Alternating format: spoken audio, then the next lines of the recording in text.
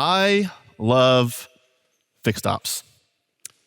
And I know maybe a strange thing to hear from a software vendor at an AI conference, but fixed ops is the most relationship-driven, loyalty-built part of your store, and it's sitting on more untapped revenue than any other department you run. The missed calls during the morning rush, the declined services from last month's multi-points that no one followed up on, the BDC conversations that were this close to booking and then weren't. That's not a fixed ops problem, that is a technology gap.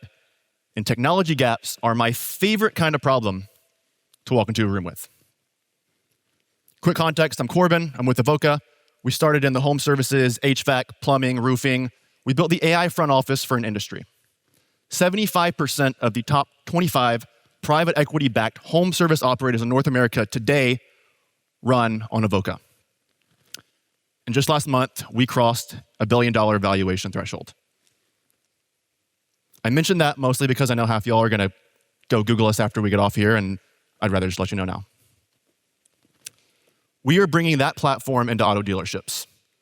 And rather than tell you what it does, I want to show you how exactly it works. So let's start with the most fundamental problem in fixed ops. The phone rings during the morning rush. No one gets to it.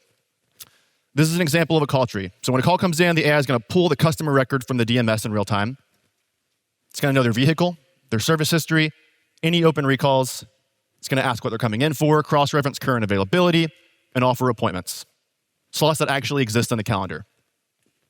These are all real calls from the last 48 hours that have come in for this customer. And you can see the transcript, the outcome, how long it took, whether it booked, and whether a human got involved. All the routine stuff, oil changes, tire rotations, recall completions. The AI is going to handle that clean. Now, when a customer is upset because of a previous service experience, AI's ability to de-escalate, and I'm going to be honest here, it can be limited. It can acknowledge, apologize, it can understand context, it can be empathetic, but it cannot have an extremely nuanced conversation about a billing dispute or a misdiagnosis. And that's where our human-in-the-loop team comes in. And maybe it's blasphemy at an AI conference to talk about bringing humans in to an AI platform, but I'm going to do it anyway. Because we have 80 live Avoca-trained agents that can get transferred into any call 24/7 whenever they're needed. These are real, highly trained people. They drink coffee and everything. Human-in-the-loop, it's not a fallback. It's a design part of a system. And we use it on roughly 8 to 12% of our calls today. So if you're evaluating any AI voice vendor, and they tell you that their AI handles everything without a human backup, ask to see the containment data, and that number should give you some context.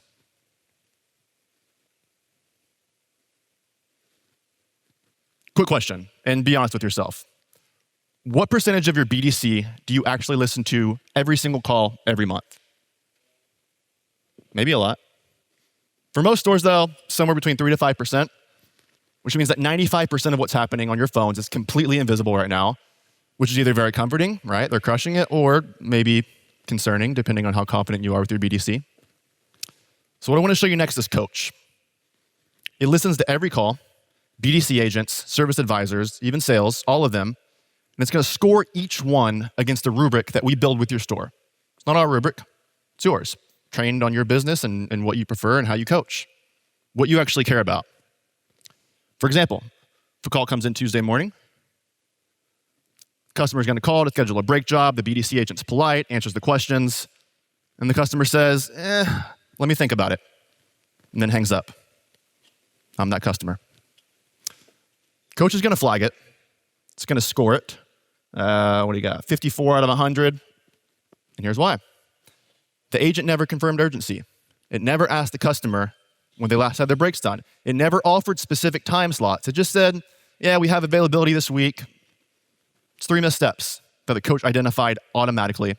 And within 15 minutes of that call ending, the fixed op director is going to get an alert that says, hey, customer called in about a brake service. Your new agent, they scored a 54 and they didn't book it. I recommend a call back. Store calls back, calls the customer, and they book it for Thursday. Now, apologies to the managers in the room. The coach is not going to be a replacement for your management judgment, but what it is going to do is it's going to surface patterns. It doesn't tell you whether to retrain or restructure the BDC or fire someone. that still belongs to a human. The third thing I want to show you is our outbound. Every multi-point your tech runs has decline services on it. Brakes, tires, fluids, filters. Customer hears that number and says, not today, and they drive off. Most of that revenue just evaporates, not because the customer said no forever, but just because no one followed up. And it usually takes 6 or 7 touch points. That's just the reality of running a service drive. So this is an example of a nurture campaign running on decline services from the last 30 days. What Avoca does is it's going to pull the decline line items directly from the DMS, every customer, every service they didn't book, the date of their last visit. So customer, they declined rear brake service last month. 2 weeks later, a nurture message gets sent. Hey, Sarah, when you were in last month, we noticed your rear brakes, they were getting pretty close, and we have some open spots Thursday morning. Want me to grab that for you? She replies, yes. Thursday 9 works.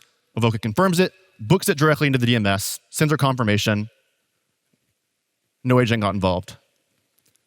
I realize now how small that is, so put on your glasses. Nurture's great. It's one of our highest ROI products because the revenue from declined services would have gone to 0. We have, in one particular case, a home service customer that recovered $800,000 in a single season.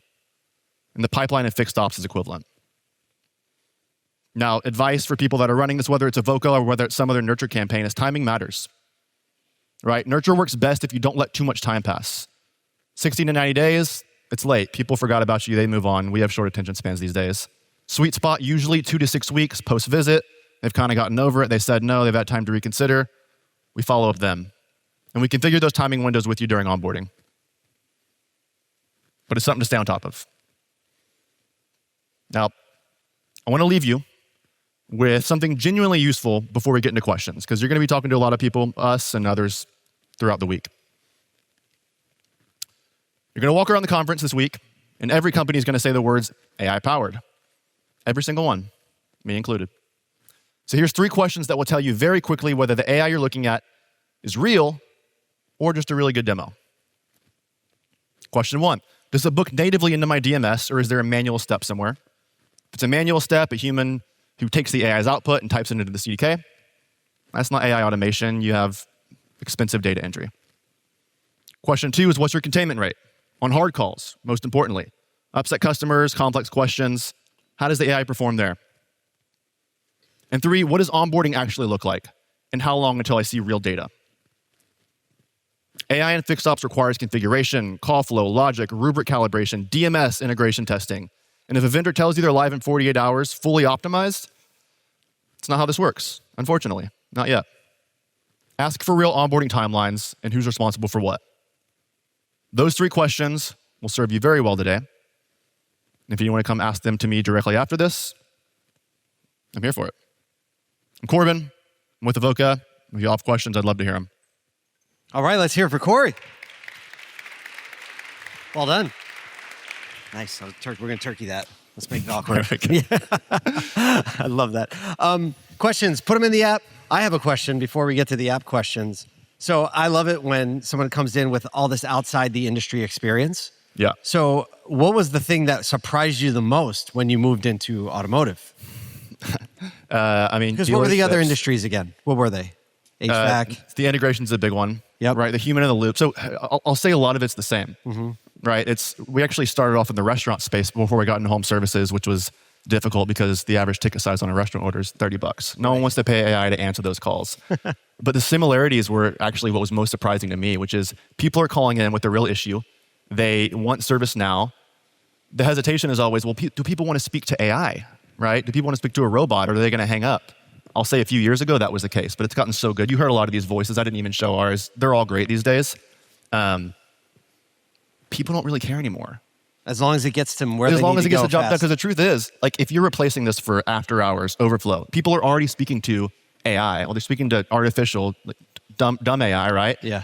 So replacing that, the response has been surprising. All right, we have a question.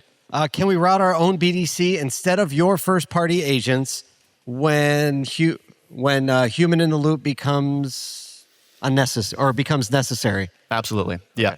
So the human in the loop, of course, we have our team. Not everyone uses our team. For after hours, times when your people aren't working, that's when that becomes helpful. But the truth is, a lot of people are using AI to even replace the front of the house IVR. Hey, press 1 for this department, press 2 for this department. The ability to be able to intelligently understand context, know when to transfer, know who to transfer to.